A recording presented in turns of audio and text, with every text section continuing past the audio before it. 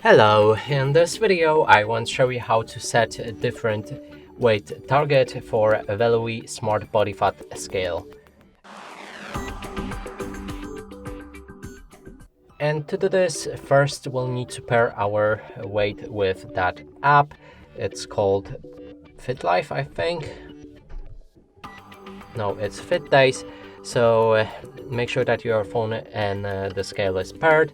Then when you open it, you should see something like this.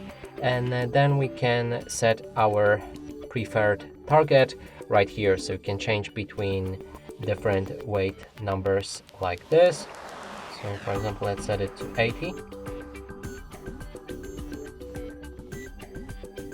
And then we can confirm it. And now our weight goal is set to 80 kilograms. And that's it for this video. Hope you like it. Please consider subscribing to our channel, leave a like and a comment below.